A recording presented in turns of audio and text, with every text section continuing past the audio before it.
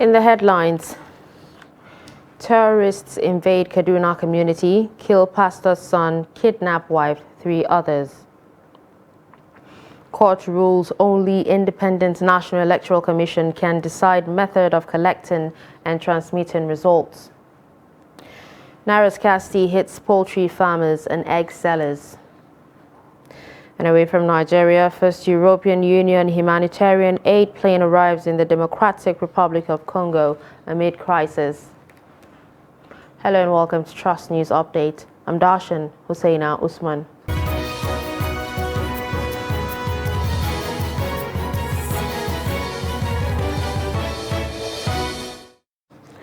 We begin with security, where Karimbu Kahugu community in Liri local government area of Kaduna State was on Friday thrown into mourning and confusion as suspected terrorists invaded the area.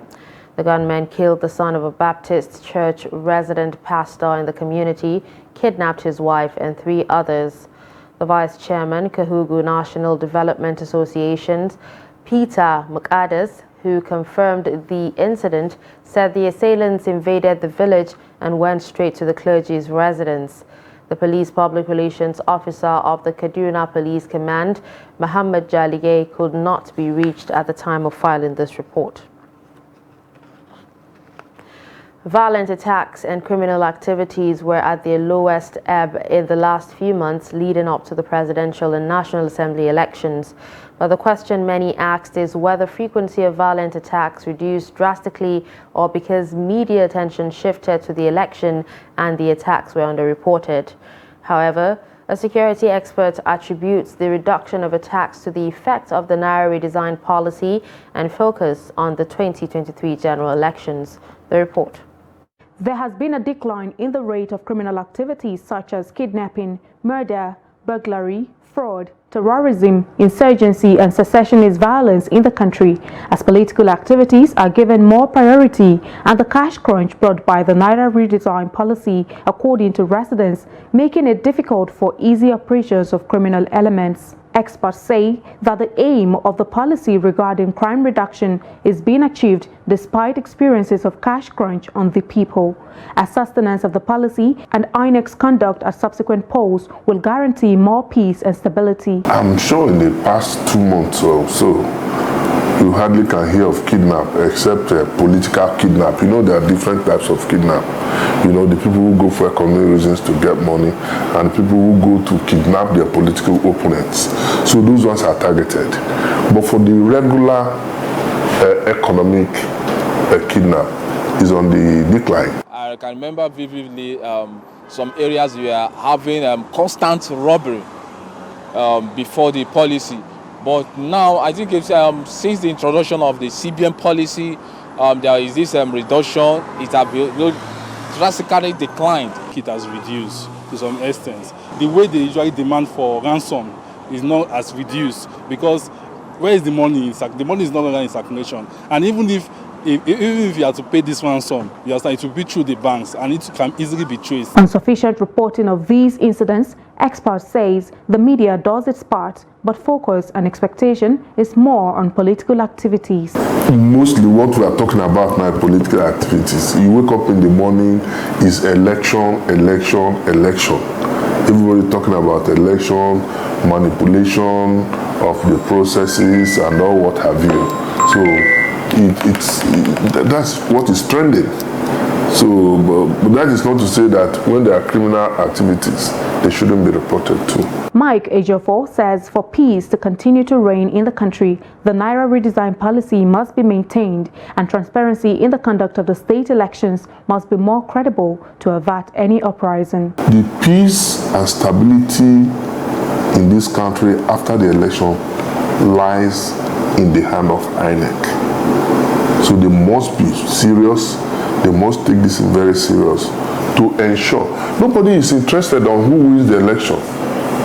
But if the process is fair, credible, transparent, people will not worry. He said security stability is a collective responsibility of everyone that must be given priority, especially by security agencies and government at all levels. Aisha Salihu, Trust TV News, Abuja. Residents of Maiduguri, the Borno state capital, have expressed dissatisfaction with INEC's postponement of the governorship elections. To them, the date shift will extend the hardship occasioned by the naira scarcity, which they hoped would have eased off after March 11. They called on government to tackle the cash scarcity to curtail the exorbitant prices of goods and services. Amma a cikin irin rayuwar da muka zo muka samu muka tsinci kanmu mu especially a yanzu akwai matsala muna samun labari cewa bayan zabe da sake kuɗi. The suffering we found ourselves is so dire. It's well known that after the elections, cash is going to be in circulation because to feed is a problem. It would have been better we finish the election once and for all, so we forget about it. Daman zabe ya zo za a yi zaben gwamna aka ce an daga. Sakamakon daga Allah ya sa mu ya zama mana mafi alheri. We thought this Saturday we will know who will be our governor. But now that INEC wants to reconfigure the BVAS machines, it's fine, but we just want this election to be over. So for the first time na presidential din ma shi ma an ce magana BVAS zai duk da ba ka amma kuma an zo an yi election din babu wannan BVAS da sauransu. To gashi yanzu wannan an zo an ce an kara da sauransu. Even the presidential elections, they didn't use BVAS machine. Voting was done manually, so what do they want to reconfigure? Prices of foodstuffs have increased and money is so scarce, making life difficult. We just hope that they are truly doing the right thing. In politics, People's Democratic Party and All Progressive Congress in Kwara State have been trading words over allegations of alleged vote buying following postponement of governorship and state assembly elections. The People's Democratic Party is accusing the ruling party of secretly transferring money to lure voters for the coming election, while the All Progressive Congress is being accused of its alleged plan to buy votes with foreign currencies. The report. The first salvo of accusation was thrown by the Campaign Council of the Kwara State chapter of the People's Democratic Party at a press conference where it accuses the ruling party of desperation to win the coming governorship election by giving out money to lure voters electronically. We're here to bring to your attention the genuine information at our disposal on how a huge sum of money is being moved for the various accounts of Kwara State into private accounts for subsequent disbursements to induce voters. We have correct and factual information about how political office holders, private individuals outside government, influential people in our society, and even bureaucrats receive huge money from government accounts. Reacting, the All Progressive Congress wondered how the opposition could be involved in what it termed reckless claim and penchant falsehood. Abdallah Abdul Majid, deputy spokesperson APC Campaign Council, alleges that the opposition, PDP, has concluded arrangements to buy people's votes with foreign currencies, adding that the ruling party has won the hearts of the people and will win without buying votes. We would like to say very clearly, without fear of favor, there is no truth whatsoever to the claims of the ever-lying PDP. The party is notorious among our people for its reckless claims and penchant for outright falsehood. Its latest claims are true to type and especially hypocritical of a political party that sought to buy people's conscience with dollars, which we are aware of. The action of the PDP is nothing more than shadow chasing, and it is engaging in false equivalence, thinking everyone acts in bad faith, as they did while in government, and they still do, even while they are in the opposition at the moment. In Kwara State, the governorship election is a contest between the incumbent APC governor and the opposition PDP, which lost power in 2019. The People's Democratic Party in Kaduna State has accused the ruling All Progressives Congress of using state apparatus to intimidate its members ahead of the governorship election. The state PDP chairman, Hassan Hiat, who made the allegation at a media conference in Kaduna, described the move as undemocratic and dictatorial. The report. The party alleged that the ruling party in the state wants to retain power by intimidating PDP members in Kaduna State. We draw the attention of Nigerians and the international community to these undemocratic acts of harassment against PDP members in our state. We ask for either the immediate release of those arrested or charged to a competent court so that the needed legal process can start. Doing otherwise would amount to an infringement of their fundamental human rights and a clear misuse of state power. The party alleged that vote buying could be used in the forthcoming governorship election to influence voters, calling on the authorities to take the necessary actions. The PDP chairman also called on the security agencies to investigate APC for vote buying. It's about vote buying, whether in cash or in kind. The whole thing is the same, and it is against the law. And that's why we are asking EFCC that is saddled with that responsibility to take the necessary actions, because they cannot claim ignorance of what is going on. And since we have not seen any action being taken, we are drawing their attention so that tomorrow they will not say that they don't know. We have now told them.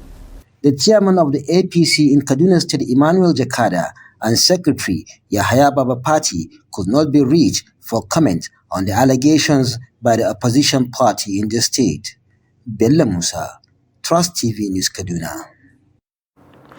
Justice Emeka Nwite of the Federal High Court Abuja on Friday held that only the Independent National Electoral Commission is empowered by law to determine the mode of collating and transmitting election results.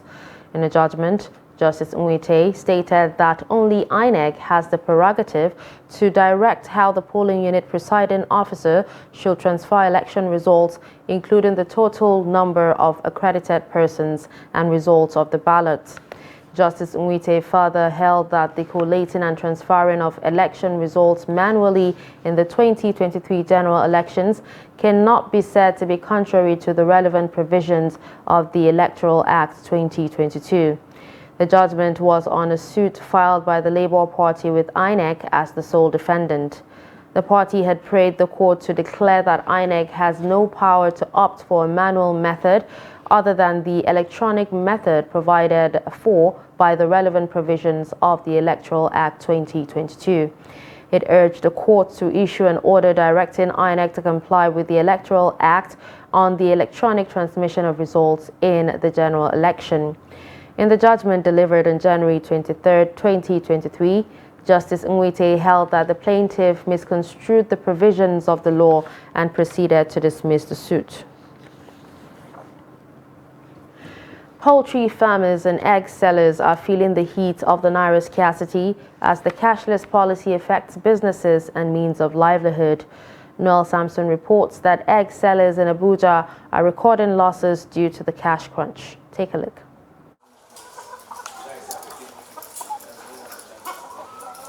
Chicken and egg production is a lucrative business until recently, when the economy is hit by naira scarcity. Poultry farmers say cash unavailability in the country is telling on them now, especially those into egg production. The cash unavailability has made business a little bit tough. We have to pay for labor, we have to pay our salaries, we have to pay our workers. Then people, because there's no cash, we have eggs on stock right now that we cannot even sell. We have over 100 crates of eggs on ground that has not been moving. Business is making business very, very slow. In the purchase of materials, mostly the chicken feed and a lot of other things, it has affected immensely in the sense that you have to make sure that you can make transfers, especially since the cash crunch also coincided with a very low network where you can't even make transfers. Sometimes we go to buy things, we are there for minutes without end trying to pay them. It's not like we don't have the means to pay them, it's just the whole system is a bit messy right now. They call on the federal government to set machinery in motion to normalize the situation for businesses to survive and thrive. Like to buy feeds now, we have to transfer. Sometimes to make transfers, because of the bad network, you have to wait there for like days before you get your feed. We have to actually, so there was a day I went to buy feed. I had to beg them to just give me 2 so I can bring it back here. So when they eventually get the transfer, I can get the remaining ones. Normally, we just have paid cash, get on my feed, and everything will be fine. It just makes it more stressful. Transporting the fees here, everything is just more stressful. We really hope that the new judgment from the Supreme Court will be followed by CBN, and hopefully we'll start seeing things moving quicker. It will help our business a lot. About 21 billion eggs are produced in Nigeria annually through poultry farming, making it the largest production of chicken eggs in Africa. But due to the cash crunch we have in the country, you can see the number of eggs we have here. We have estimately over 100 crates of eggs available here. From Tabai Farms in Abuja, Noel Samson, Trust TV News. You're watching Trust News Update. Coming up after the break, we take a look at curbing illegal refinery in Rivers State. Do stay with us.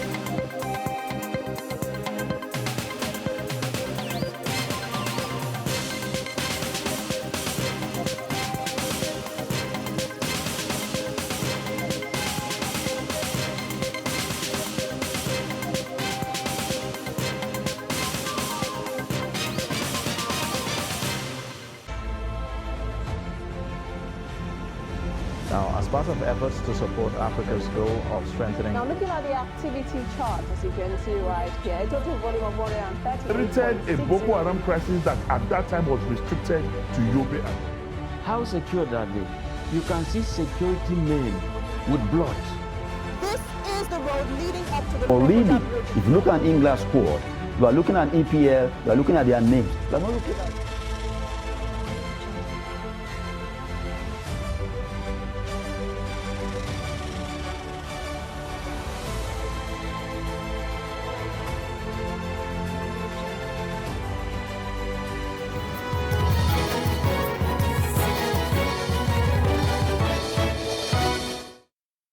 Welcome back and thanks for staying with us. If you're just joining us, you're watching Trust News Update, a recap of our top stories. We told you that terrorists invade Kaduna community, kill pastor's son, kidnap wife, 3 others. We also told you that court rules only independent National Electoral Commission can decide method of collecting and transmitting results.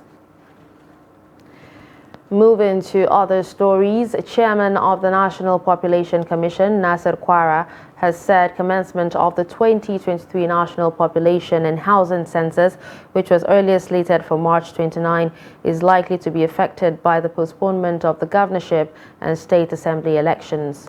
Kwara said this while speaking at a meeting with the resident representative of the United Nations Population Fund in Abuja.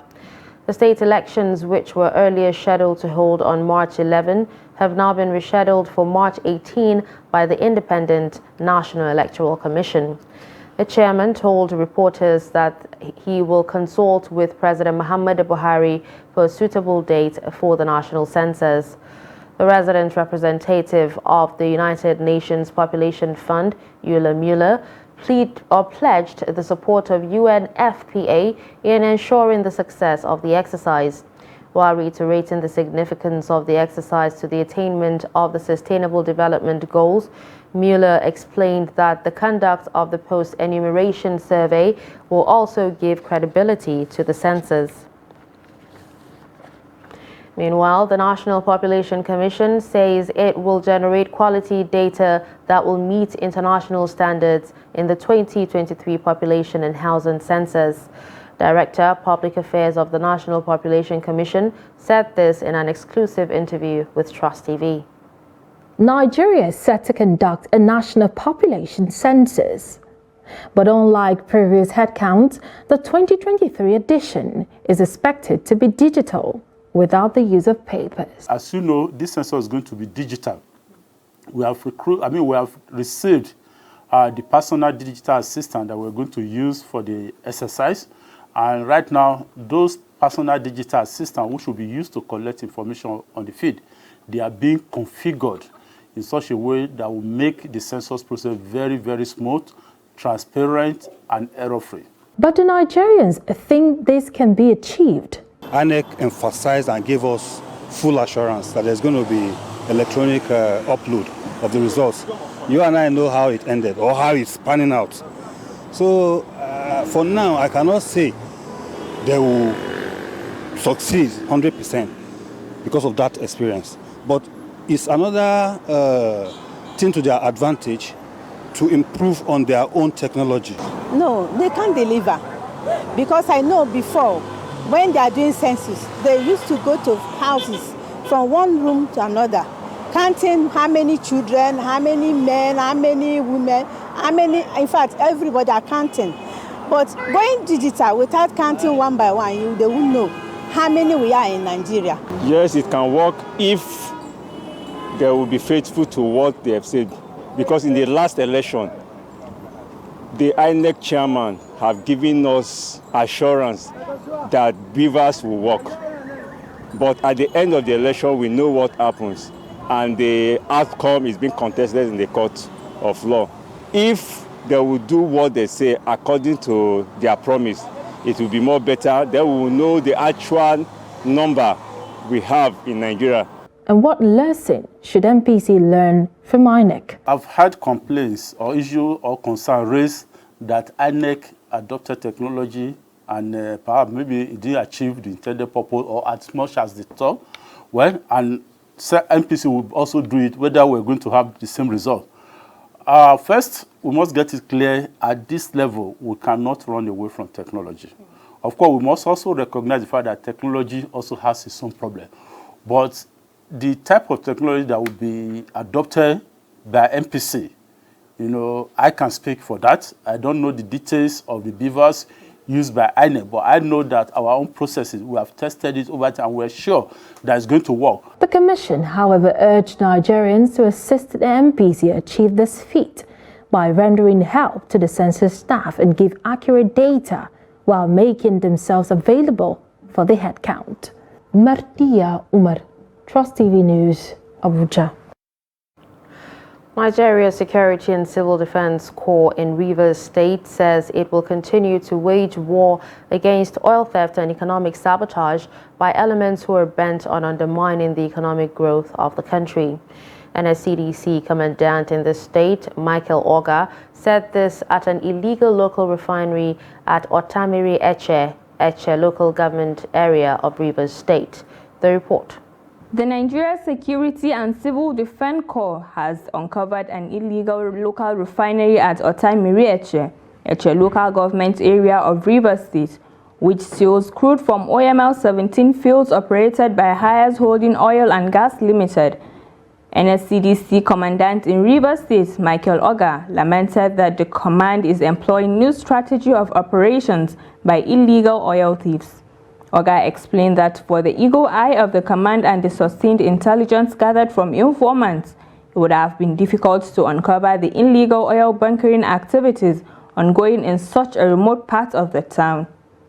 So, and this product here is tapped from the pipelines of HHOG company, HHOG company, they tapped from the pipeline. That in the process of constructing, they have not started the refining yet. So based on credible information by the company briefed us on what is going on. So we came to safeguard the place, and also we are going to destroy this illegal refinery. Oga said that investigation is ongoing to unravel the owners and sponsors of such a gigantic illegal refinery in the area. He also warned oil thieves and operators of local refineries in the state to either relocate or face the full wrath of the law. We were not able to arrest anybody, but we are still investigating to know the owner of this parcel of land who may have allowed them to do this kind of business. But we know that those who are doing this business, they are not the owner of this land. So we are going to trace the owner of the land, so I'll be able to locate the owner of the business. You can say they have about 3 boreholes. You know how much it costs to sink one borehole, and there are 3 here with all these containers where they are storing the product. We know that this is a big business, because this one we're going to stop them. We are not going to allow them to operate. An explosion from a crude oil tapping point has killed at least 12 people last Friday in Remuepe community, Omohua local government area of Rivers State. Now away from Nigeria, fighting erupted on Friday between M23 militiamen and government troops near the eastern DR Congo city of Goma, where a European Mercy flight arrived in the afternoon. The aid mission is the first in an airlift announced last Saturday by the European Union to help the beleaguered city. The plane landed on Friday afternoon carrying 35 metric tons of material, including tents, mattresses, and medical equipment. EU Ambassador to the Democratic Republic of Congo, Jean-Marc Chategnier, told reporters that another plane would land next week, with others to follow. The city of over 1 million people is increasingly threatened by M23 rebels who have captured swaths of North Kivu province since re-emerging from dormancy in late 2021. And finally, in sports, Flying Eagles winger Jude Sunday was named man of the match following the team's victory against Tunisia on Friday night. Sunday bagged a brace as the Flying Eagles thrashed Tunisians 4-0 to clinch 3rd position in the competition. The 19-year-old was handed his first start of the competition against the North Africans, and he responded with a brilliant display.